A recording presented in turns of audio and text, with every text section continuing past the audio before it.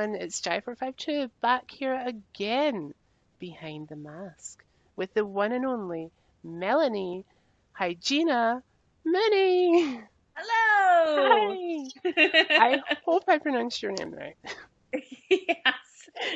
So, first off, I want to say welcome to the show and thank you so much for taking the time out to come and chat with us today. I understand that you're a very, very busy person. Very difficult to Well, get hold of, too. yeah, just busy being a mom and getting all those things done. Definitely. So first off, I want to say thank you for coming today. It's been a pleasure speaking with you for a good 5, 10 minutes before we Yeah, started, showing props. Yeah. showing props and other costume pieces and such like. Yeah. Um, so we're here today to talk about you and the wonderful show that you're on, Who Wants to Be a Superhero by Stan Lee, the Yes. comic book legend, I might add. Yes. Yes. As well as what you did after the show and what you're currently doing. So I want to begin with asking you, how did you get involved in kind of like comic books and such other stuff? Because I heard from some of the guys, Dan in particular, that you're quite a comic book individual as well. So how did you get started in that? Well, my kind of geek days go all the way back to when I was a kid, and it all started with The Empire Strikes Back and Star Wars. And that's like was my love. And back then, not as many girls liked or collected all of the items of Star Wars. So I was geeky since way back when I was 10. And, in the geek culture, as you go along, you kind of start collecting all different types of things. And it really wasn't until I met my husband, Mark, and we got married that our collection really grew. And he has always collected long boxes of comics and all sorts of things. And so we kind of merged like my love for Star Wars and collecting and his love of comic books together. And actually, I started to learn a lot more about the universes and the different like origins of the comics through my husband. Awesome. Who was it that got you kind of like interested in things like Star Wars and other kind of geeky type of stuff?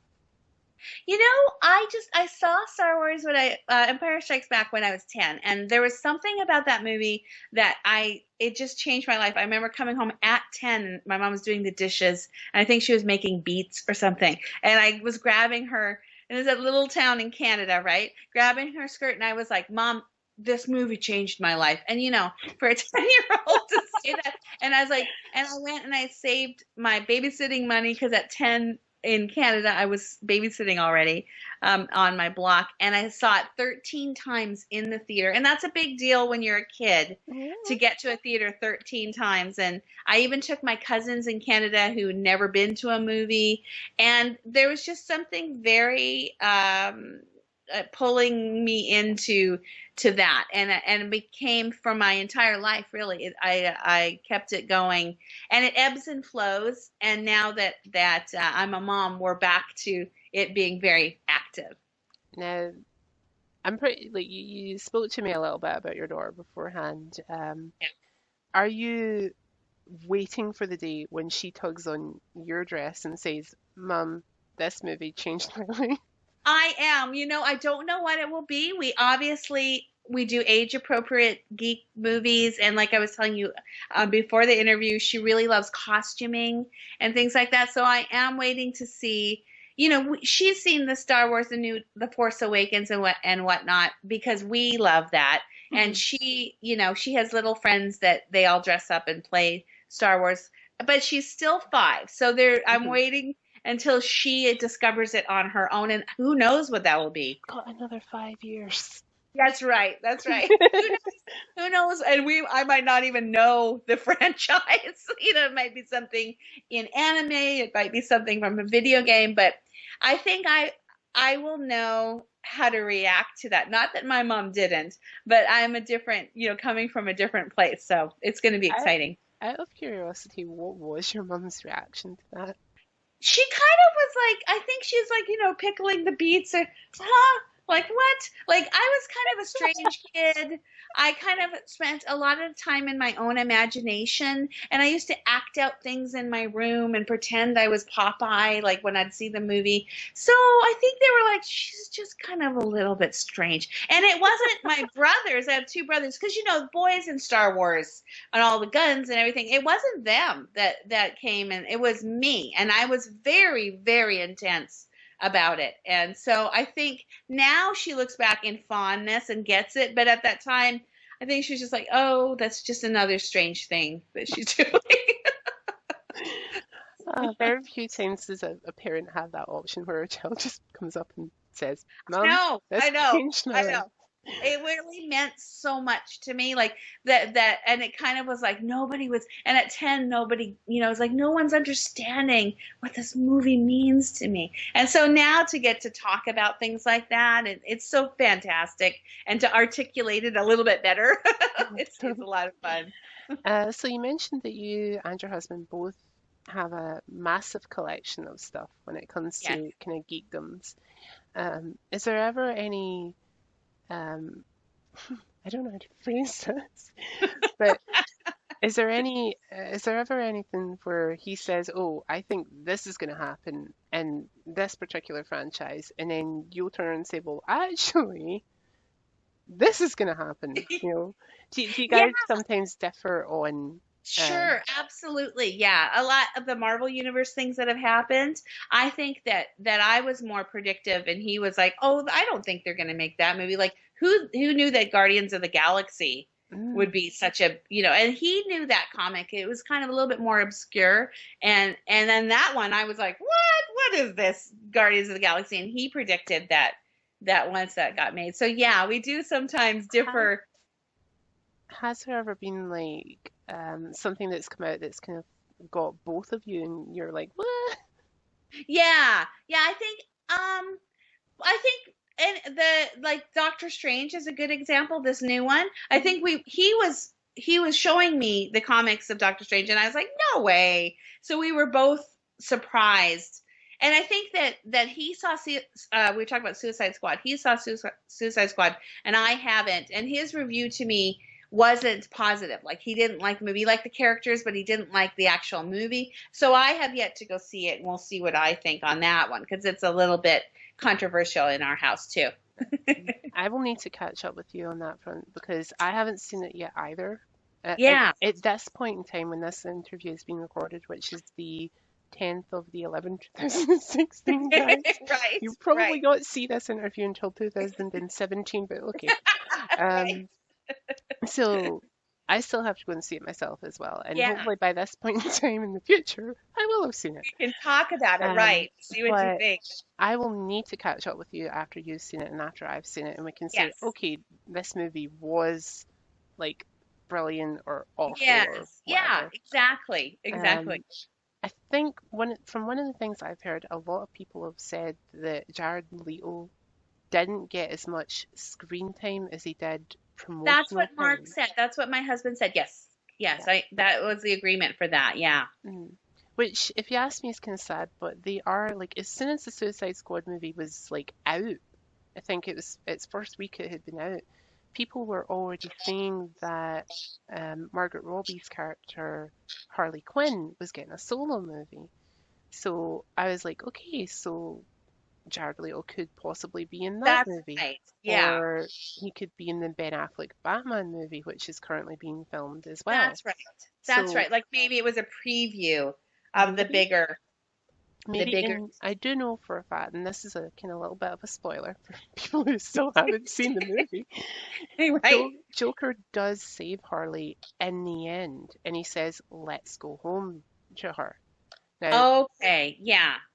home Where's could home? Right. home could be Exactly. Yeah. Gotham, it could be anywhere. That's right. That's right. Who That's knows? true. Yes. Who knows?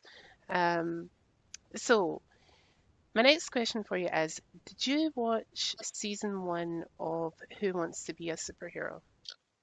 Okay, so here's the honest truth. Hmm. I did not watch season 1 of Superhero until I started hearing about a season 2.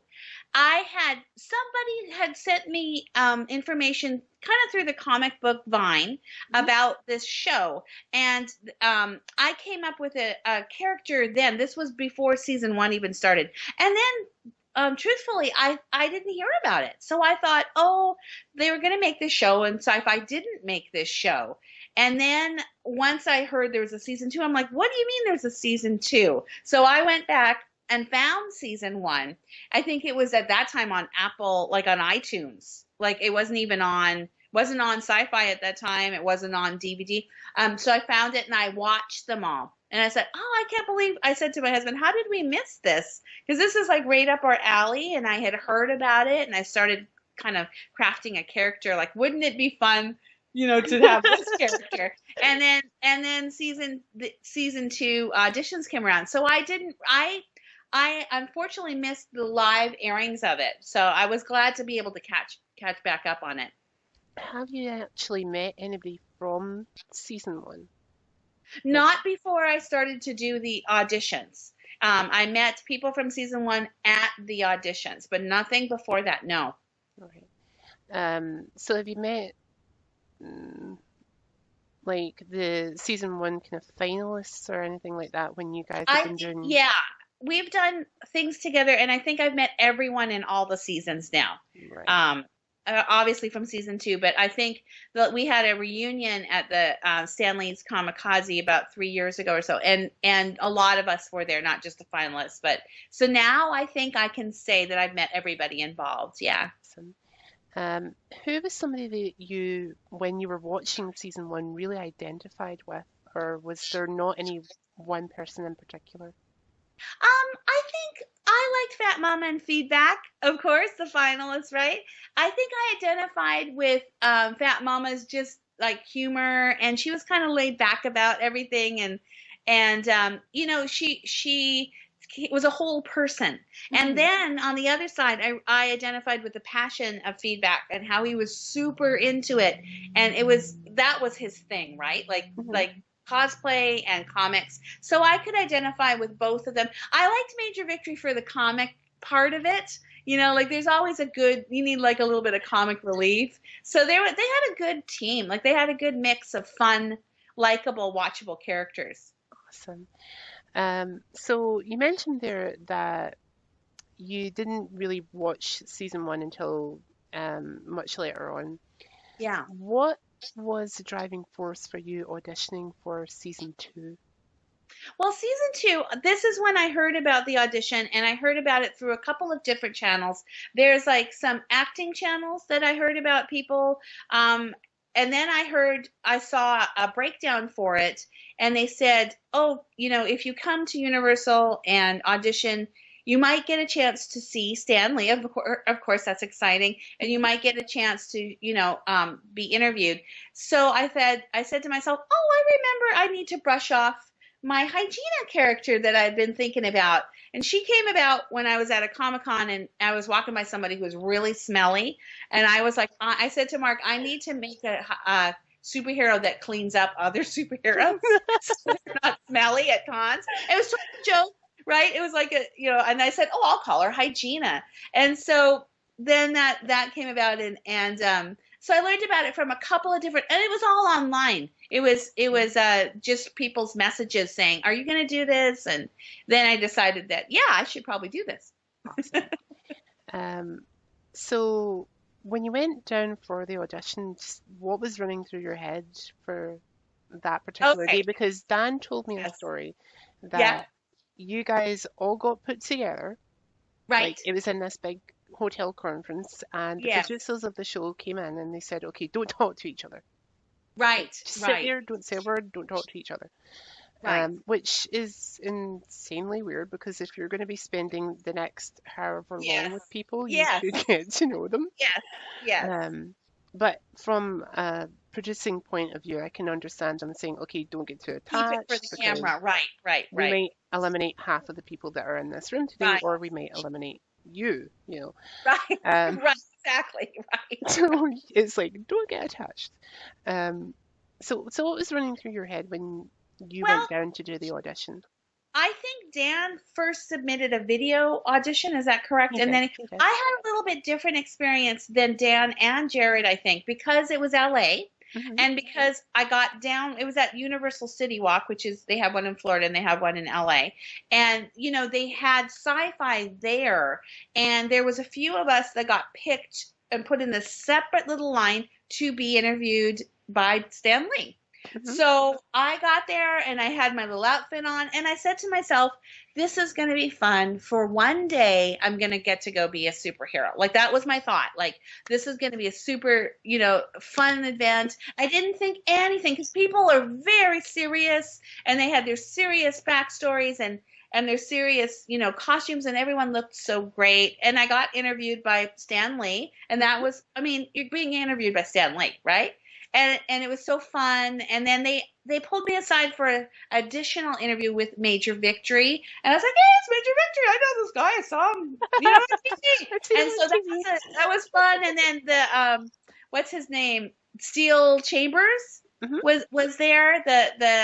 And he, like, I got a picture with him, so it was very reminiscent of, like, wow, like, here's the show. And again, I had a great day and I had a lot of fun, and I got interviewed by the Tonight Show.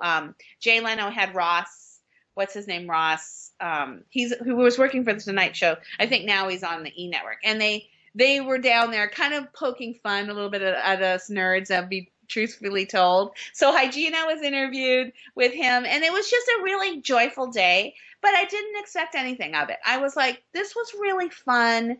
And I went home. I got in my car and went home, and so that was a different experience. My first interaction with some of the people auditioning was actual interactions with them and Hmm. talking to them and seeing with them. It wasn't just I sent in a video and then all of a sudden I'm in a hotel room. So I kind of got a vibe of what the show was shaping up to be, and I thought it was going to be a great fun show.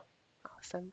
It's funny that you mentioned that you just went along and kind of was like, I get to be a superhero for a day. Yeah, That is that is such the mentality of any cosplayer that I know. They're just like, I get to go along and I don't get to be myself for a couple of hours. right. So I totally see where your kind of heritage in cosplay comes along now. Yeah, yeah. Um, Because it's fun, right? I mean, who would yeah, want to be somebody else for a day? And especially a exactly. character you created. Like, how funny is Exactly. that? Like, because you dress up as other people's character, but dressing up as a character that you created and actually having people respond or like it, or like, that's a lot of fun. It's a lot of fun. It's one of the reasons why, I've had a few people ask me this particular question when it comes to original characters. Um, I currently do a tabletop session with some of the other guys on iGame Online. Hmm. Shameless plug for our little website. Um, and basically, that is our MERP session, which is Lord of the Rings tabletop role playing. Right. And my character is this 5'3" sandy, long-haired little elven. Um, um, I'm trying to think of a nice way to put it because I don't want to be rude, but I can't find a nice way. Um, so I'm just going to say it, and I'm sorry if it offends anyone. Um, but I've been described as a little grump, Okay. a little AWS, Okay. and one of the most awkward little SHITs in the entire world. Right. Right. And everybody has said to me, are you going to cosplay as your Lord of the Rings character? And I was like, I would love to, Right. and I will try my best at some point in the future, but you will have to forgive me because I am not 5'3". Right. Right. You know? Right. So you will need to like just get rid of Right. that little aspect of that Right. character. The Um, physicality of it. Yeah. yeah, Yeah. and the fact that this is a character that's very similar to Legolas, I am not going to be doing all the stunts that Orlando Bloom does Right. in the movies Right. Right. because I don't know about the rest of the world, but I kind of like this idea of living. Don't want to actually hurt myself. Right. Um, but I will hopefully try that at some point, and I can understand from that point of view and how intimidating it can be doing your own character, but also how liberating it can be. Yes. You know. Yeah. So speaking about doing your own character, how were you feeling when you went along that day? Did you feel after you got home where you're like, oh, that's kind of liberating, getting the chance to be my own character and take her on the road and show her off to people, like show her off to a comic book legend in Stan Lee. Yeah, yeah. It was, like, okay. And then when I told Mark, oh, Stan Lee interviewed me, my husband, he's like, Stan Lee interviewed you? And I was like, yeah, yeah. And then I kind of started to feel like, oh, well, I guess this is a little bit more, like, because I just felt great. I felt like I did it. I felt like I had this funny thing in my head. You talk about so much, right? And then you kind of don't do it. You just shelve it away. But it was like I went and I got the gloves that go to here, and I had the black thing, and I had a feather duster, and I did it. So I thought, good for me. I went and did it, and I had a really fun day, and it felt really. I was happy that whole day. I was happy no matter what the outcome was, because it was just kind of a special day. Now, did you meet any of your fellow castmates on your audition day? I did not meet any of the fellow castmates on that audition day. I know there was some from LA, but Hmm. they were not there the day that I was there at Universal. I met some of the folks that went on to be the online, they called themselves like the superhero online, when we had message boards then through Sci-Fi. They Hmm. had like Sci-Fi Town or Skiffy Town, they call them. So I met a couple of those people in line also auditioning. And so I had a face to some of the online presence. Awesome. So let's talk about the day when you got the call Yes. for the second audition. Yes, that's right. The return, the callback, the Hmm. callback. The callback. So right, the callback. So I got the call. I think it was an email first, and they said like, we really liked you. We want you to come back. And if I am remembering correctly, I think I was in Las Vegas, and they or no, I was going to Las Vegas. It was in March, and my husband and I got married on March 19th, so we were going to have our anniversary, and all we had like the travel booked and everything, and they said, no, you need to be at this audition. So my family and my friends went ahead, and I stayed back for the audition. And that was when, what Dan was talking about, where they separated people and they took you in. And this was, I knew they were taping this one, Hmm. and like they had a big sound stage where like it was more grandiose, where Stan Lee was sitting behind a desk and you stand on like a lighted thing of like a jury. So that was a little bit more intimidating. Like, I wasn't as feeling as secure about that, because I was like, again, people with hardcore backstories and stuff, and I was just kind of sitting there like, I don't know, and it was a long day to wait, and I ended up getting on a flight and getting out to Vegas, so that was a good thing, but there was that kind of, it shifted from this is playtime to, oh, they're considering me for this. So then it became a little bit more, your nerves get a little like, and you do meet, and I did meet some of the people, that went on to the show. So, and some of the people who really were devastated that they didn't get on to the show. So it became a different vibe. Did you meet anybody who ended up being your fellow castmate that was there that day that you instantly looked at and said, you're going to be on this show? Miss Limelight, because Did she is you? over the top. She was like, blah, blah, blah, blah, blah, blah, and bubbly, and Stanley, Stanley, Stanley. And I said, I didn't know how much she knew about comic books and all that, but she was a character. And I looked at that girl, and I was like, they're going to put her on the show. Because there were, like I said, serious, hardcore cosplayers. And then there's kind of like characters, and she definitely in herself, and she was wearing a wig, and like I just thought, if they are, if they're smart, they'll put this girl on the show. I'll share a story with you after we're done about that because I told Dan Okay. something similar. Like I told Dan about what characters me and my cousins connected with when we watched the show and which ones we wanted to connect with but Yeah. couldn't. You know, Right. like we watched it and said, okay, there's something about this person. We see that there's something there, Yeah. but by the time they were like eliminated, because we practically we had almost like an office pool of who was getting eliminated and when, you know, um, Right. and we would look at each person and going, okay, right, so they're being eliminated this week. Why do we think they're going to get eliminated? Do we think it was like a good enough reason to be eliminated and such likes? And then Right.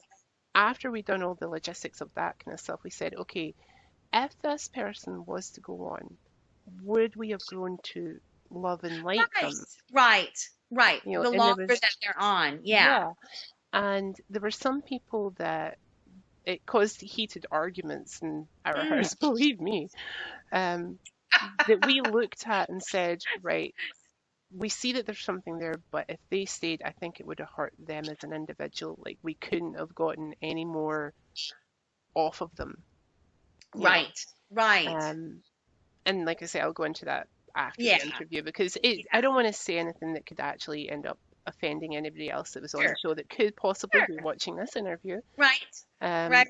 Right. so how did you feel when they told you, okay, you're through?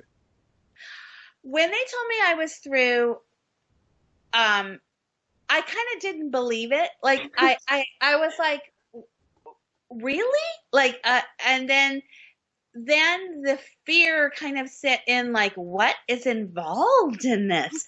But it was a shock and of course elation, and to make it and to get the call and the email, and then it became like looking at season one and going, oh my gosh, they lived in a place together. They, then the kind of reality started to set in. Like there was a moment of joy and disbelief.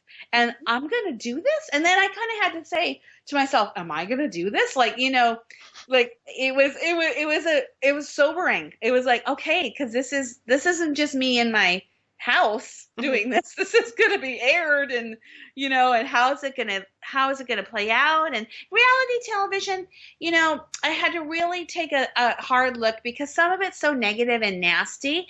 But looking at season one, I think, and asking a couple good close friends, they were like, this is very sweet and not, it's got a good humor about it, because I would hate to be involved with anything that was negative. Like, I'm going to be like all those housewives or whatever, where they're just fighting. I had no interest in doing anything like that.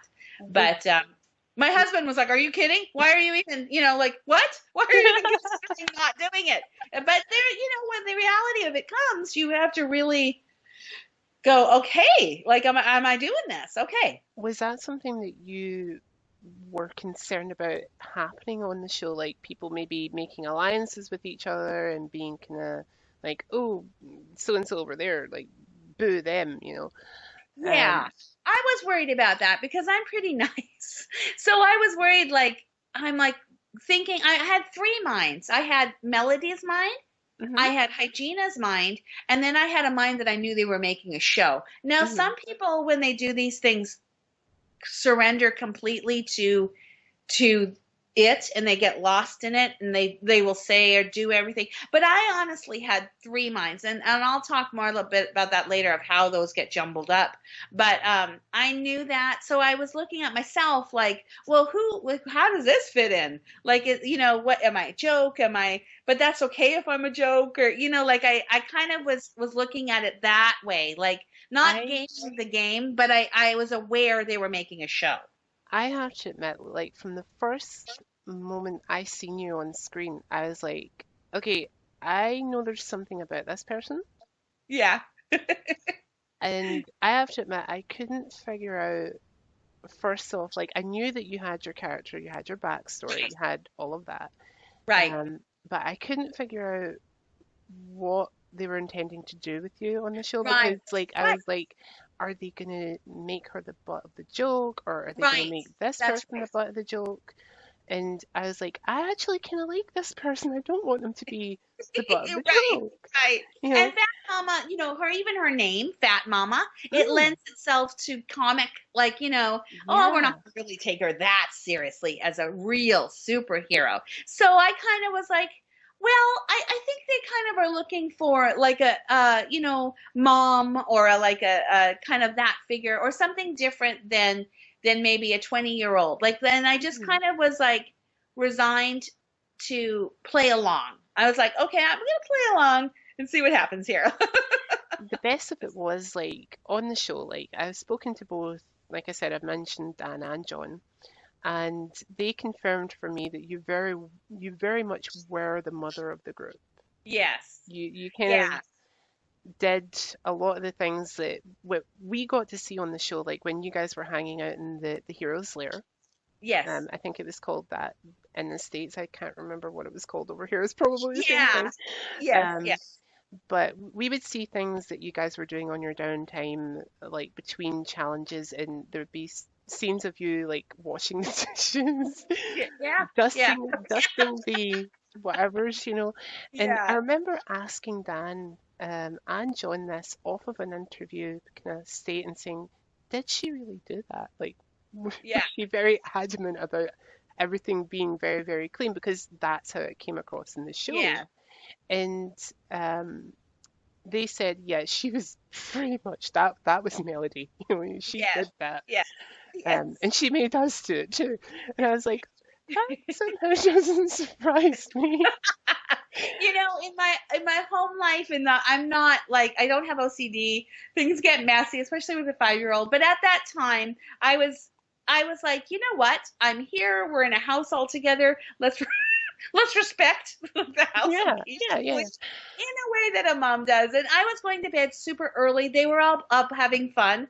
I would be in sleep. I'd be like the first one to make up and turn on the coffee maker. You know what I mean? Like it's okay. I was a little bit older. I think I'm a year older than Jared. You know what I mean? Like I was Hmm. like, and a little bit younger than Braid, but I was somewhere in that I don't need to be staying up all night area. And also like I kind of always have thought when you're a hero, you need to be an example. And Exactly.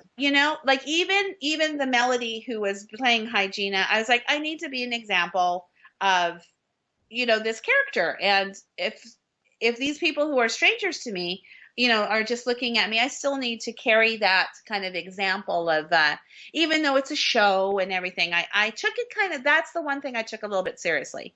Awesome. Now, I want to move on to talking about the challenges because they're a Yes. very um, different set of challenges from season one to season two. Yes. Some of them are Yes. the same, but some of them are different. Yes. What was your first impression when you watched season one and saw the challenges that they were doing? Like, did you think, oh, I'm going into season two and I'm going to be expected to do stuff like this? I did. I thought season one, I thought was a little bit tamer. Like there was some that were, and I thought, well, that's not so bad. Like it was almost like if you get a chance to do these like grown up obstacle courses or these like runs or whatever, or I kind of felt like that. Like, okay, well, they were all able to do it, so Mm, it will be able to do it. That's kind of the mindset that I went in on. awesome. What for you was the most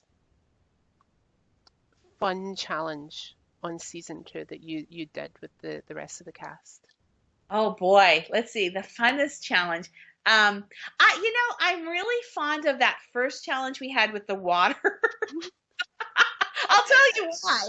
Because I was like, oh, this is real. And like I think my eyelashes got blown off. Like we were blindfolded, we were taken there, and I just surrendered to the whole thing, and it was so much fun, and it was real. Like we were getting blown down the thing, and it opened my eyes to, oh, they're gonna put us through some real stuff here. And it was the first time we kind of grabbed onto each other as people and went like, what are we doing? Kind of. And I love that moment of, oh my gosh, this is going to be a fun show. And the things you would not it would, like, when do you get the chance to be blown down a thing or go on a roller coaster like that? Hopefully Or never. exactly. Hopefully never. Right, and have it all set up, and and then Stan Lee's looking at it like, come on. It it was much more intense than I thought it was going to be, and that first challenge showed me that it was like, I can do this. Like, I was very proud of myself, and I remember thinking my husband Mark would be so proud of me that I did that, and I didn't like whine, and I didn't like, so I that was for it's very sentimental to me thinking back on that. What was one of the challenges that you absolutely hated because, Oh boy. Okay, it was that dog challenge. right. Yes, Okay, because so, I have, and I've actually gotten better since I've had Ella. I have claustrophobia, and you have to mhm, be in this big suit. And right. I was slow, and I went down, and I was crying in there, and it was real. Like, there was nothing TV about that moment, and I just didn't want to be there anymore. And Jarrett was so sweet. Like, you only saw a glimpse of it on the TV, but he was like protective and really trying to save like Melody, not even Hygena. So I would say I had an anxiety attack. I didn't want to be there anymore, and that was not a fun challenge. Like that, a lot of them were a little creepy or hard or whatever, but that was like a not Oh, a fun one. But that's low level. hi, Lola. Hold on one second. No Hold on. problem. One sec. Okay. So, and we're back. Oh, So, the challenge with the dogs. Now, I have to, like, just say on a personal note, I was so, so scared for you in particular about that. yeah. Because when they brought that challenge back, Yes. like me and my cousins, like we all looked at each other and we just kind of immediately grabbed each other's hands and said, please God, let them get through it. Just Yeah. just let them get through it. Let nobody get hurt. Like Yeah. subconsciously, we all knew that you guys would be fine, like in the Right. long Right. run. But Right. at the same time, we all just kind of like, please God, don't let them get hurt. And Yeah. it was my oldest cousin that said this, and I'm going to really embarrass him now. But I won't mention him by name. Um, he said to me and to his brother, he said, I hope to God that Hygena gets through this. Yeah. Yeah. Because he had the same kind of mentality that you did. Yeah. Because when you guys got together and planned, he literally said seconds before you said it that Right. you were the one that was going to go down. Yeah. Yeah. Yeah. And we just said, okay, like me and my other cousin were like, "Psh, yeah, right, okay, let's just see how they do. Um, Right. and then when you guys planned and you said, look, I know I'm going down. If I get hit, it's okay. Just leave me and finish the challenge. Yes. And then that happens, you know. Right.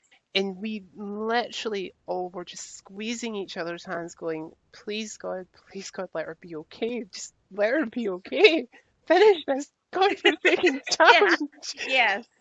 And it was so, um, I can't speak for yourself or your family, but we were terrified for you. Like just Yeah. hearing you kind of being rustled around by this dog and um, your reaction to the dog and whatnot, like it scared the living hell out of us. Yeah, And it was scary. It was there's moments of drama that they dun dun dun, like, that they're creating, and that was a real moment of, I was like, felt very defeated, and I was like, I'm not going to go on in this show. I'm not going to finish this competition.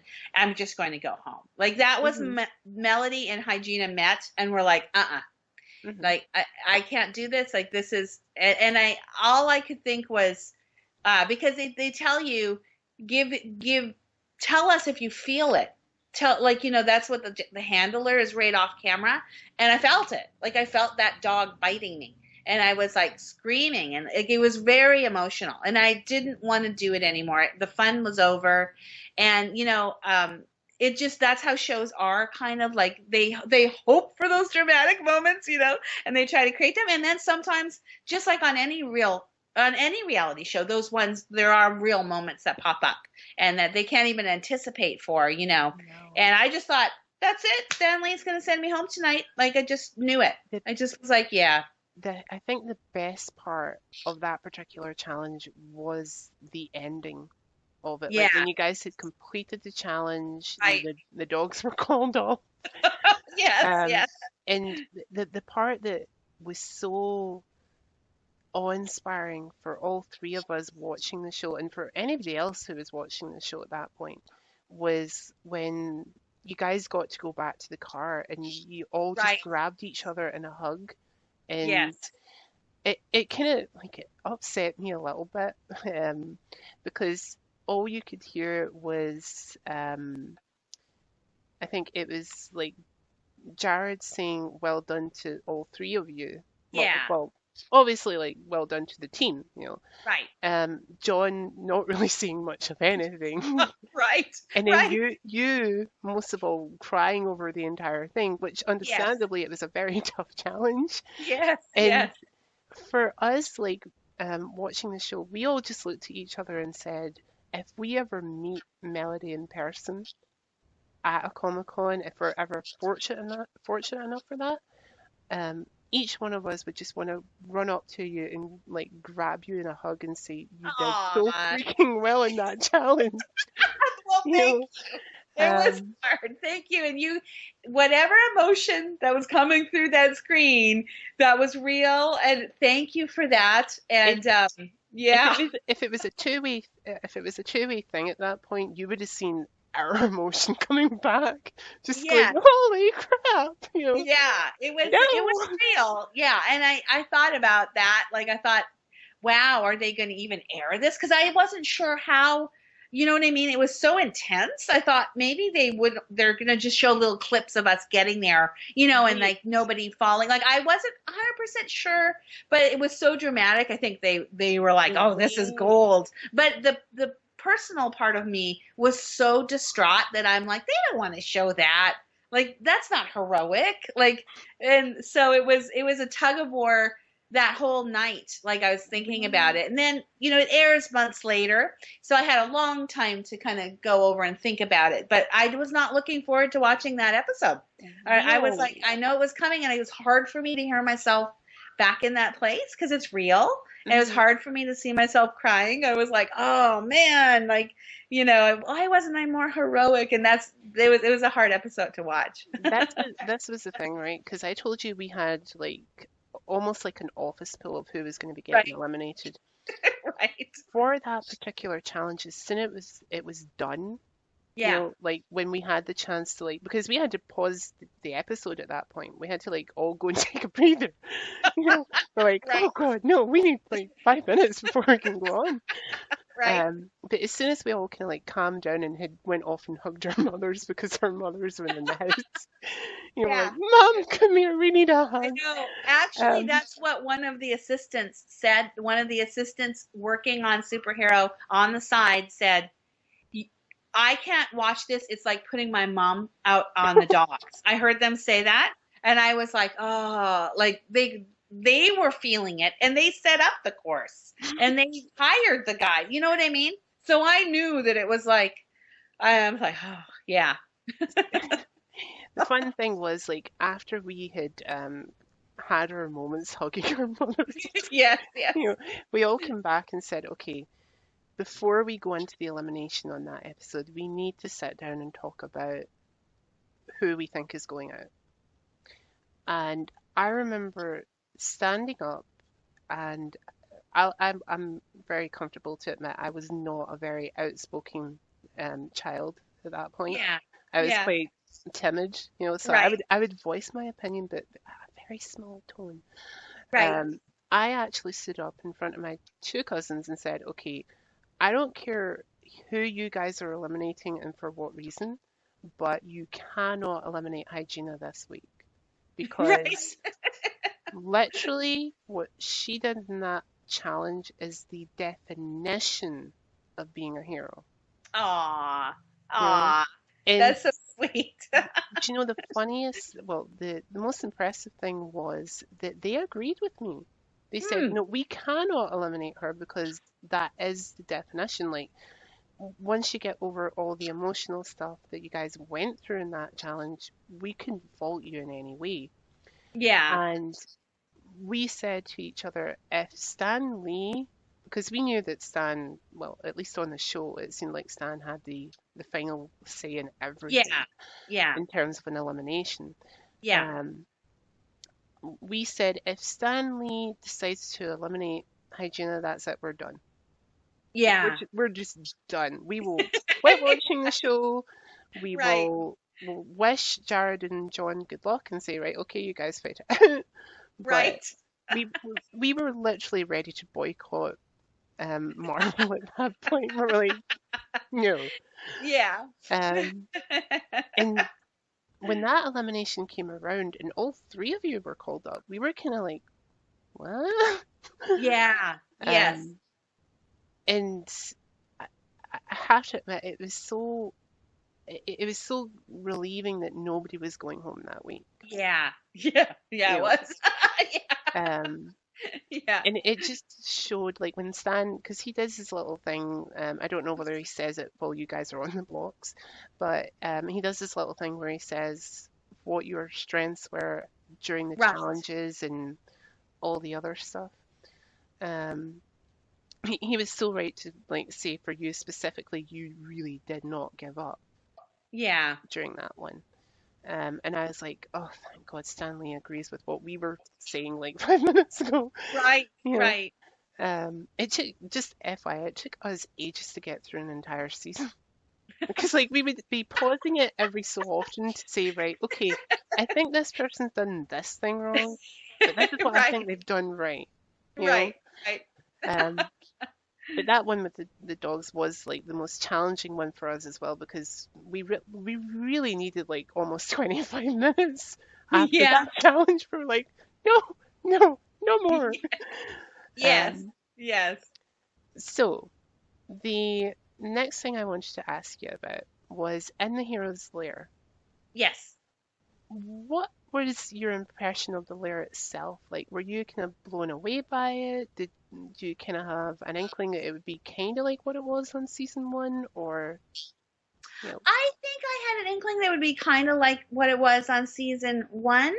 Mhm. I think the most concerning thing to me was is there cameras all the time, like in the bathroom and you know what I mean? Because you're like you're mic'd and I think that the lack of privacy, even though I knew we'd all be together, was a little bit disconcerting to me. And I don't really know these people. These are strangers. I mean, we were starting to figure each other out and to work together, and we're on a show and whatnot, but we still were all there. And I was worried. I was like, how are we all going to get dressed in the morning? Who's going to get the shower first? You know, like there's all of these logistic problems. And like I said, I like to wake up early I would and say if I would say if you were the one getting up early in the morning, like switching on the coffee machine, yeah, you'd be the one who got the shower. right.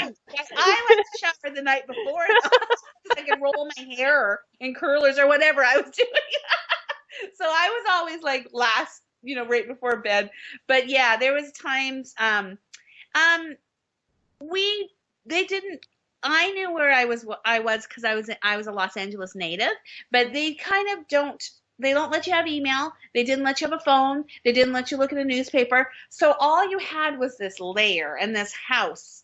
And it was very easy to kind of lose, like if you could imagine kind of getting lost in there. So like part of my waking up early was I would do yoga and I would say my name over and over and over. And I didn't care if there was cameras, but I would say my name. I would say Melody, Melody, because they don't call you your name anymore. They call you Hygena.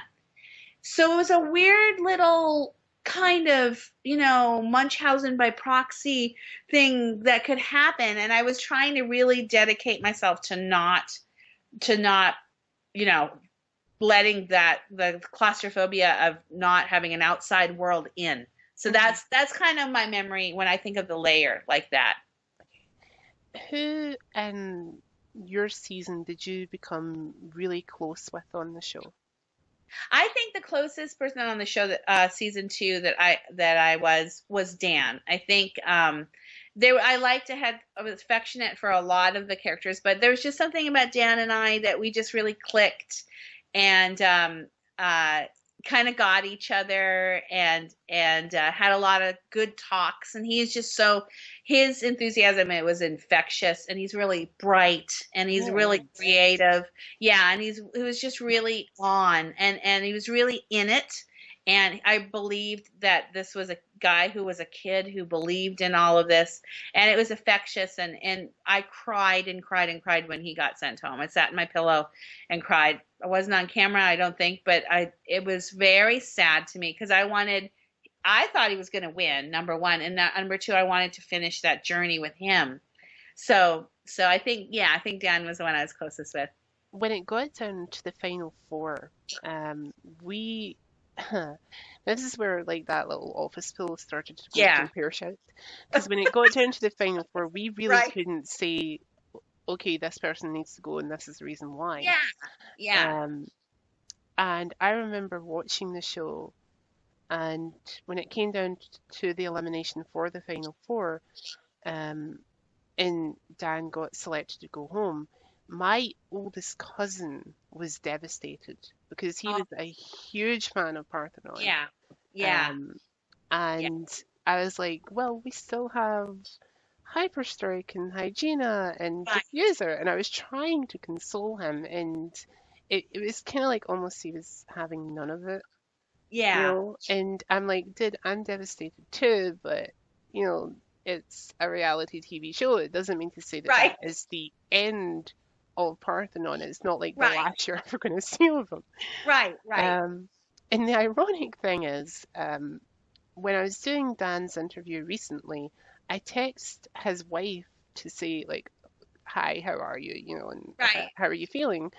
And I said to her, "Oh, by the way, can you tell my cousin who is not answering my calls, by the way, Right. um, because obviously he's got other things on his mind, Right. um, that I'm doing an interview with Dan Williams." And she texts me back saying, "Oh, I'm fine. And who's Dan Williams?" Yeah. You know? And I said, "Oh, tell my cousin I'm interviewing somebody from season 2 of Who Wants to Be a Superhero." And she said, "Oh, well, he remembers the show. Right. But who's Dan?" And it Oh, was like an entire, like, I didn't click that I didn't like right. Parthenon, Right. you Right. know? Right. Right. And I was like, "Oh, right. Hmm." And I had to look up on the Wikipedia how to spell his name, which when I was interviewing him, he told me the producers of the show got it wrong several times. Yes. Yes. And well, not the producers of the show, but the people who did the like the credits and the That's little right. name tags That's that pop right. up. Yes. The editors, I believe The editors. Yeah. I think that belongs to their department. Right. Right. Um, Right. so I'm not faulting them because Right. spelling is not my We all forte did. We all either. had to like, how does it again? Yeah. Yeah. Which is why I think he ended up getting called Parthy by the lot of Right. viewers. Right. Right. It And was just simpler. and believe it or not, I was told by him that you still call him that. Yeah, I do. Yeah. I'll text him.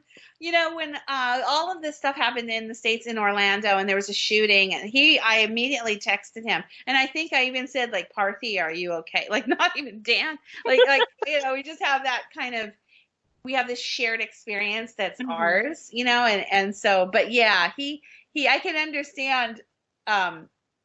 understand, why your cousin was like, Dan? Like, yeah, um, yeah. and I'll get into this story again, but there was something that happened with Dan on the show that I speak about in his interview that was such a great reaction from my cousin when it was officially announced, you know. Right. Um, and I'll tell you about that kind of off camera because there's Yeah. another story that tacks onto that.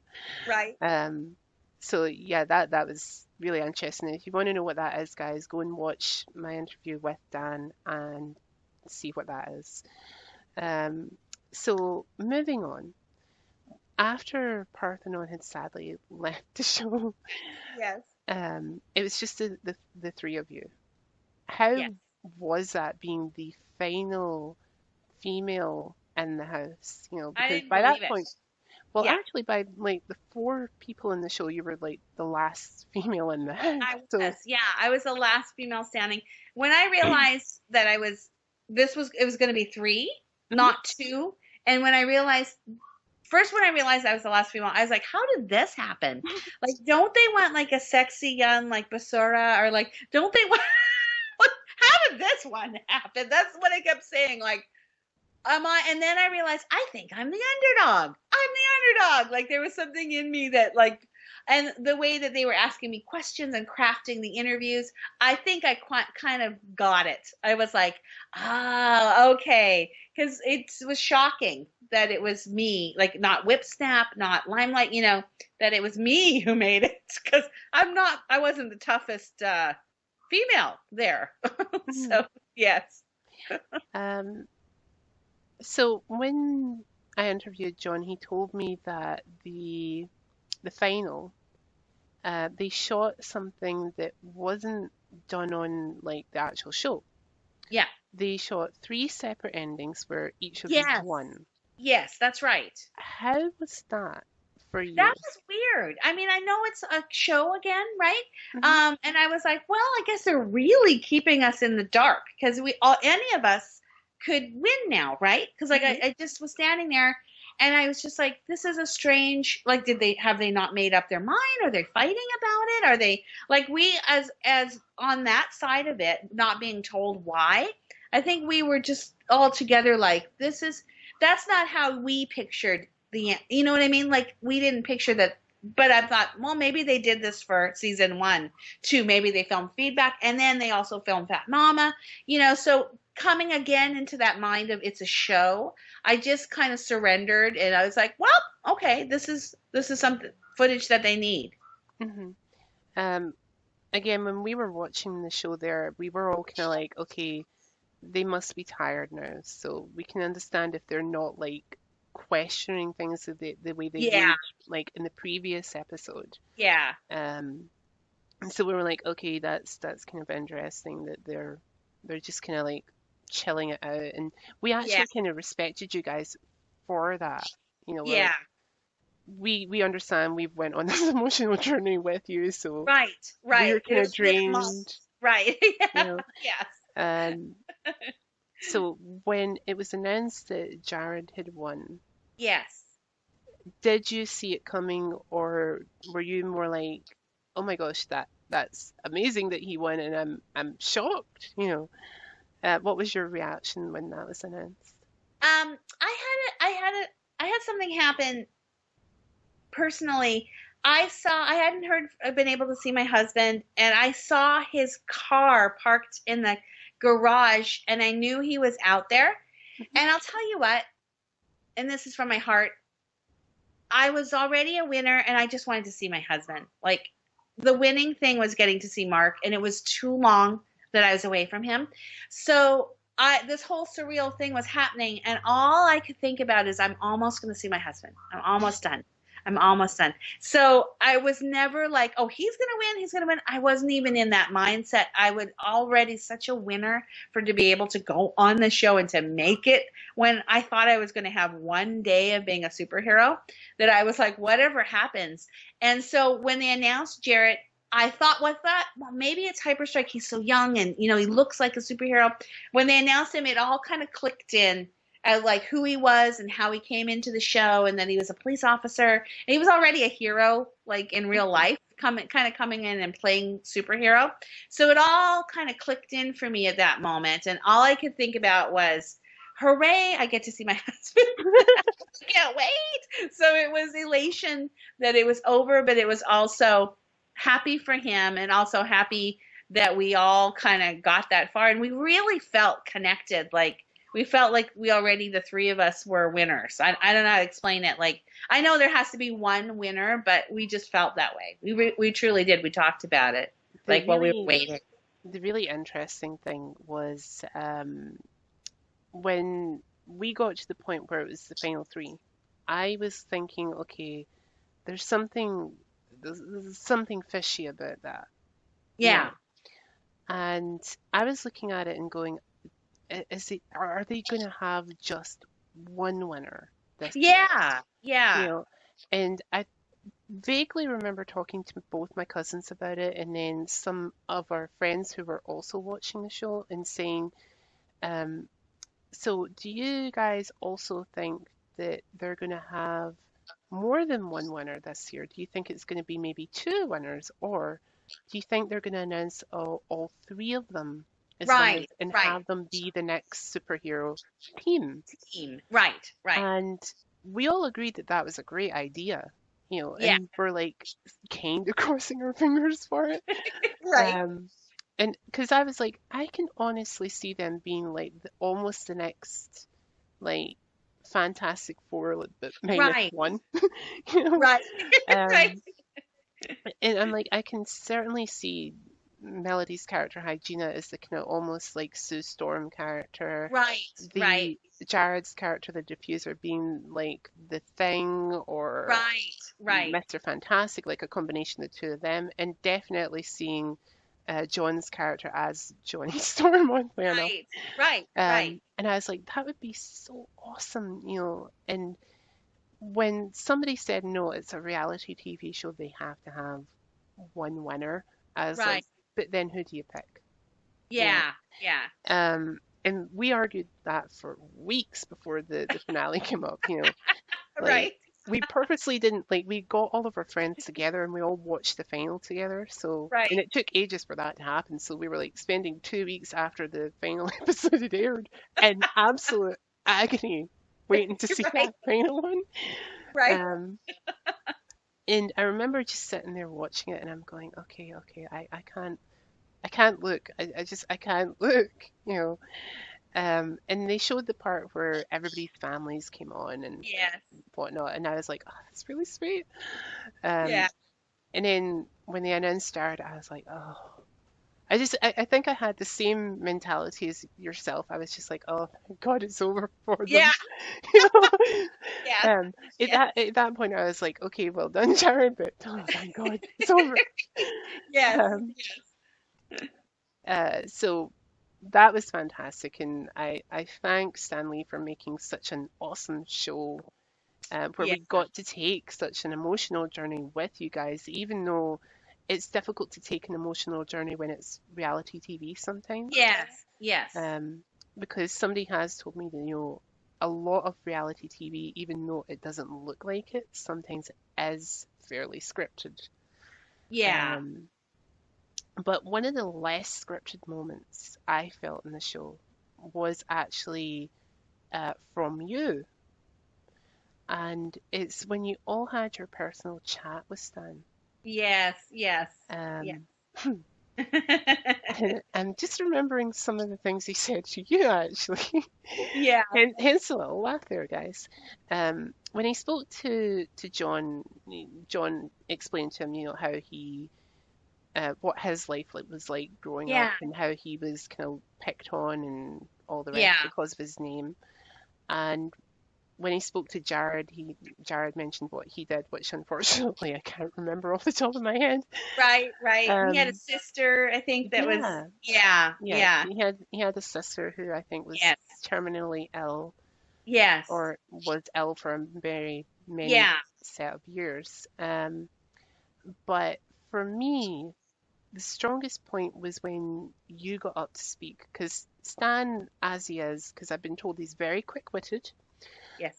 started with a joke, Right. asking you, do we need to have a burlesque pole set Right. up in the lair? Right. Um, I Right. personally thought that was really, really funny because, like, Yeah. he had just previously asked you guys what your interests were. Right. Right. So it's like, okay, well, okay, whatever. Right. Um, but the strongest part was for that particular segment was when he said he wanted to talk to the person behind Hygena. Right. And he Right. wanted Right. to talk to Melody. Right. And Right. each of you all said your own individual things, obviously, and we covered what the other two finalists Yes. had said. Um, Yours was so, for me, so heartfelt, and Yeah. Yeah. so warming when you said that being on the show, having the opportunity to be on the show, gave you the strength to start for a baby again with your Yeah. husband. Yeah. And I personally felt that was so touching, and I was like, I wish you all the best. And I remember literally just praying for you guys at that point. I was like, please just bless them with a child. Aw, that's so sweet. Um, It was, and yeah, it was, I didn't intend for that to come out. We had that conversation with Stan very late. mhm, Um, I was very emotional from the dog episode. Um, and we all have secrets, right? And mhm, there's some things that you might not talk about on national television, or you might not want to. We all have our little in life. We all have things that hurt, and I don't know why. And it really wasn't planned, but I just started to talk about it, and I think I was just really raw, emotionally raw, and um, I wasn't sure afterwards if I did the right thing, if I shared too much, if I I think so. and I remember saying to the producer who was at I was in contact with afterwards, are you guys going to cut that from the show because it's kind of heavy. It's kind Mhm. of a heavy thing to hear about, and I don't think Stan Lee was anticipating me saying anything like that. And she's like, "Are you kidding?" We were all sobbing in the edit bay. We were just sobbing. I looked at all the faces, and I was like, "Uh-oh." Like, oh no. Okay. I So, remember watching that segment of the show, and um, I watched it like initially as a fan, and I yeah, got a lot was what was being said, and right. then I studied like media studies, journalism in particular, Right. when I went to college, and I did that for about 3 years, and I remember thinking I need to go back and watch some of the shows that I watched in my youth, you know, Yeah. and I remember sitting down and watching that episode in particular, Yeah. and I looked at it as a media student and said, "This is television gold. It shows who you guys really are. You Right. know, Right. each of you has a past, and um, each of you could have held back on what you spoke about Yeah. Yeah. equally. Yeah. Um, and I think it's what made you guys so endearing on the show, and it's so easy to relate to that you felt comfortable enough to share this. And I know from experience that when someone like Stan Lee's caliber hears something like that, it means so much more to them as well. Yeah. Because when you mentioned about um, trying for a baby, you could tell from Stan's reaction that it really meant a lot to him. It really was a real moment. Yeah. Hmm. Um it was a lot.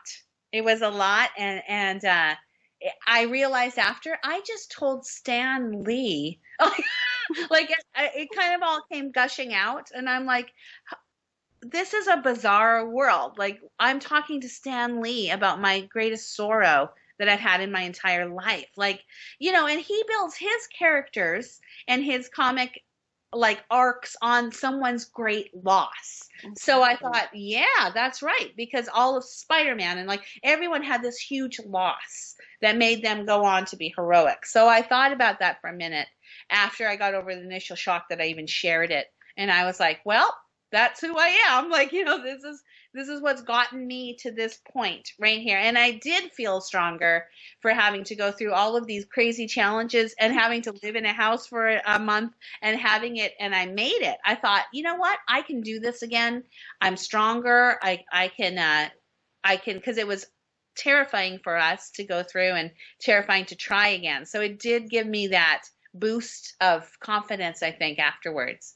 I have to admit, I didn't really start to know what happened to you guys after the show until I started like catching a lot of you guys on Facebook. Yeah, yeah, And I was so, so happy to see that you now have a beautiful little girl, Yes, yes, yes. and she is so charming, so, so Thank charming. you. I've heard so many stories from Dan about what your daughter is like and Yeah, how she just is lights up a room as soon as she goes into it. And I'm yeah. like, um, I'm totally going to embarrass you right now. It's a bit, you know what? It's my show, so I don't care. Um, she is definitely what I would say is the definition of Hygena. You know, Yeah, she is her mother's daughter in that respect yes. because for me, watching the show and then looking like what you've got on your Facebook of your daughter, I'm like, yeah, you can tell that that is Hygena's daughter. Yeah. She is your daughter. She lights up that room the way you do, you know. Oh, that's so So sweet. you're Oh, welcome. oh, yeah, she's yeah. It was interesting after the show aired, we found out that I was pregnant. When the last episode aired, I went and found out I was pregnant, but I had another loss, and I wanted to tell the whole world. I was like, I'm pregnant, and we're gonna have a baby, and we lost it, and so.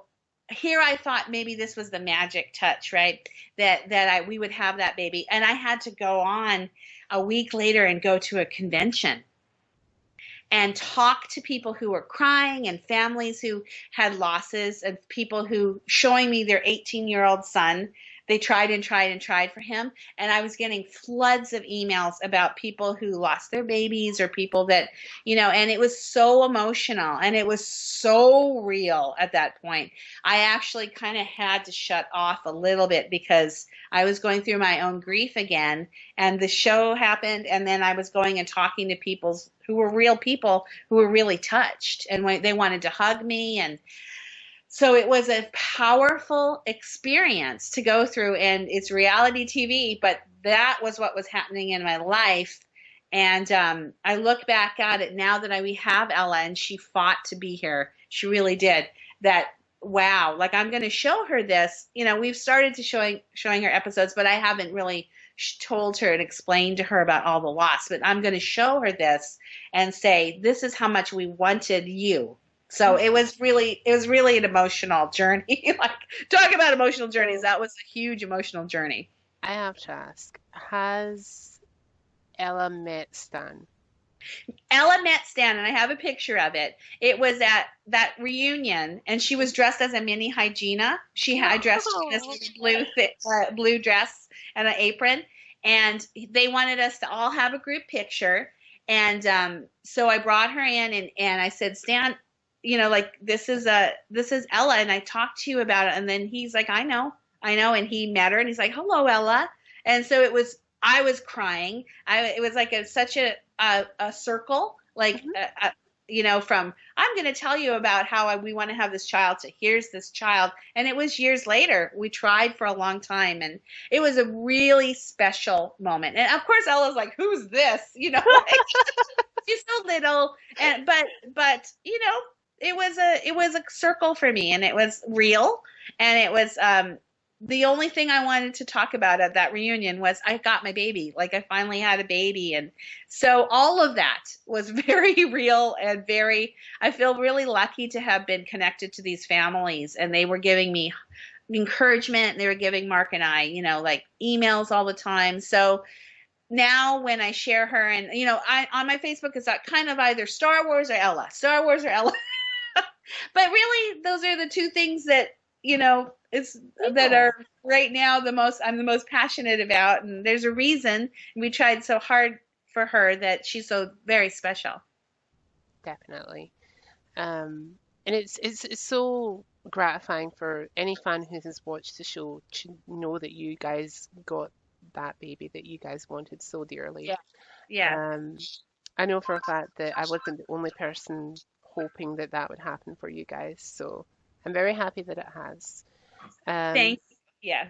so since doing the show, you guys have went on to do various appearances with Stanley Yes. and at Comic Cons on your own. This is something that I asked Dan yesterday. Have you ever seen anybody cosplaying as Hygena? And what was your reaction to that? Now, I know that you just mentioned that your daughter has done it, but I mean, Yes, has yes, a fan of the show come up to you as yourself and gone, I've yes. been a fan? You know, what was your reaction to that? Okay, I there was a younger girl. She's about 14. This was right after the show ended, and I started to do a little bit of conventions because my husband loves conventions, and we could at that time, we could Mhm. travel. I think I was in Detroit, and she came up dressed as Hygena and and I just thought that was the neatest thing ever. I mean, and that she saw it and she wanted to dress like that, and she was telling me how much it meant to her, and it was like really touching. I was blown away. And then another years later, this is probably just 2 or 3 years ago, there was a man who wanted to play Hygena. He was cross, he was doing, yeah, a gender swap. So I told him how to do the boots and the this, and he went to a Comic-Con as Hygena. And I thought that Awesome. was amazing too. I was, first of all, I was like, wow, and he had different personas, and that was one of them that he wanted to.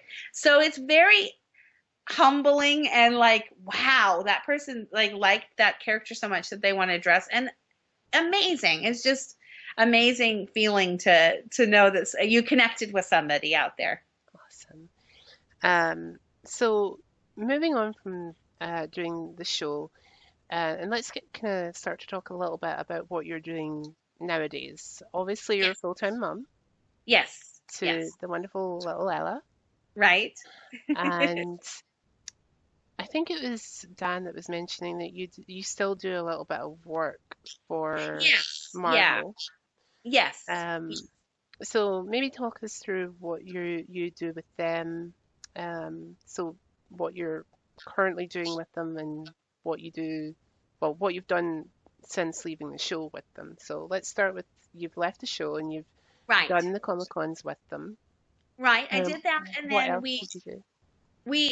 there was a long pause when I was trying to get pregnant, and when I got pregnant, and I had to go on like an extended bed rest, and I was basically homebound. So that was like almost 6 months of time. And then I had Ella, and that was it. Ella was here, and I mean, George Lucas could have come and given me the keys to the Star Wars kingdom, and I would have said, I don't want to have any part of it, because it was so, my heart was so happy to have my darling daughter. So there was years of kind of every once in a while still going to a con, and then I met up with a group online called geekmom.com, and they're geeky moms who write, and Ella, I could do that from home on my computer and be with Ella. So I started writing for them, and they are also connected in with Marvel. So I would still get to have a little connection with writing about certain things, but now kind of from a mom's perspective. And I did that. I'm still doing that. I still write for Geek Mom. And then now Ella's 5 and she's in kindergarten, so I have a little bit more time. And I returned back to doing some more acting, and like I shot a commercial in Morocco in August. But it's a big transition, and she still needs mom a lot. So we've been trying to work out, what will be the next step. But I still see at the cons is where I see superhero people, and they remember, or they come up to talk to me, and now, like I said, it's mostly Ella dressed up, but I don't mind. Like, I love to see her shine, and I still get to be in contact, especially here in LA. Like, you'll sometimes just somebody will say, hey, let's get together, and feedback plays in the online D&D game with my husband. So Hey, Matthew Atherton, we hear from him every week awesome. and how life is going. So we still, and I was in pretty big touch with Miss Limelight for a while, and she's gone on to do a whole YouTube She persona. has. If Yeah, if and Miss she's is Limelight if Miss Limelight is watching this interview, I don't know whether she will be, but if I haven't gotten in contact with you by then, yes, please, please do get in contact with me because I would love to continue on this series. yes, Um, yes, it is equally with any of the people from yeah, Who Wants to Be a Superhero. Please get in contact with Sure. Dan, John, Melanie. They will put you in Yes. contact with me. Yes. Um, because again, I've watched season 1 and 2, and I'd love to talk to all of you guys. Yes. Yes. Um, so with being mum, we kind of Yes. like spoke about this very, very briefly before we started. You said to me that your daughter is very into cosplay. Yes. She is. Um, to the point it sounds like she's like most cosplayers I know. Like, I am gonna Yes. do this, Yes. Yes. Um, She knows about mommy Hygena. That's what she calls mhm. her. I don't know if you can see this here. Can you see Oh, that? that is awesome. My living room. So Uh-huh. she'll point at that and she'll say, "It's mommy Hygena, but you don't look like that." And I'm like, "Because it's a comic book." Like, but so she knows about that, and she knows about our love of dressing up on Halloween, and but she's taking it to a whole different level that I did not anticipate, but I think is wonderful. And I will go along with whatever she wants to do as far as costuming and portraying these characters, and it must be in the DNA because she just picked right up with it and she's ran with it. And if she sees any little character on TV, she'll go and cut up a shirt. I'm not joking. And she'll go make something, and then she'll want to learn their accent if they have an accent, like Veruca Salt on Willy Wonka on Charlie and the Chocolate Factory, the original. Mhm. She adopted that whole accent and everything for a day. And finally, Mark was like, "Stop calling me daddy, daddy." Like, she's very into it and it's very important to her. And I just love it. And I just encourage it and let her be into it. And if it comes from me, so be it. If it comes from like where, whatever she's influenced, but we encourage it definitely. Awesome. Well, who knows, guys? Maybe we'll see Lila in the future, Yeah. being the next superhero. Who knows? Superhero 2.0. Yeah. Yeah, who knows? It's possible. Um, so just to kind of almost like finish up about everything, I want to go back towards the show because this is something that I asked both John and Dan. If the producers of the show had to contact you again and say, "Hey, we're thinking about doing a season 3." Mm. Now, there was, I just want to clear something up. There was a season 3, but it was Yes. predominantly done in the UK, Yes. and it was all children. I remember that. Yes. Yes. And sadly, it did not reach the height that the Yeah. previous 2 seasons did. But Yes. if the producers of the show had said to you, "Okay, we're thinking about reviving the show, we were wondering if you would come back as either a behind the scenes person or as a villain on screen Right. or as your own character, but maybe have like your own character mentoring Mm-hmm. somebody who's in the house, Yes. would you say what would you say to that? Would you be Absolutely. I would absolutely do it. I don't want to go and spend a month there sequestered. I can't do that anymore. I would not leave Ella for that, but I would absolutely be on the show as a mentor or just like somebody to guide or like in a challenge, like a part of a team that kind of critiques or gives advice. Yeah, I would do it in a heartbeat, especially if I get to see Dan again and everyone. if they said to you, "Okay, we want to bring you back, but we Right. want to bring you back as a villain," Yes, I'd love that too. Super right? fun. Yeah, she's gone rogue. She's gone dark. Absolutely. Yeah, instead of villains are fun to play. instead of Yeah, cleaning the world up, I'm gonna make it dirty. that's right. Like she lives in. She's a hoarder, and yeah, yeah. I think anything to do with that show is so much fun and such a lovely part of my life that I would go back in a heartbeat and see everybody and talk about it and do it. That's why when you said I want to talk to you about it, I was like, sure, absolutely. Yeah, because it was so much fun. Okay, so my last question for you is, what advice would you give anybody who is looking to either um, get into any kind of geekdom, whether Mhm. it be movies, comic books, cosplay, or even superheroes, because superheroes kind of get their own geekdom altogether, Right. um, or even acting or like just getting themselves out there. Like, what kind of advice would you give to somebody that needs kind of that little extra push in that area? Well, I think that as far as the cosplay aspect of it goes, like we were talking about a little bit earlier, just start doing it, start creating, and start being bold and just going out to cons, maybe with friends Hmm. or maybe at home, and just start get connecting with that side of you. And I think that maybe some acting comes from that. Like we were talking about learning voices and personas, and naturally, when you're in somebody else's kind of skin, for lack of a better word, you'll start like doing characters. And if you find that that's what you love about it, then I would definitely say start doing theater, start doing and like cultivating that side of you as well.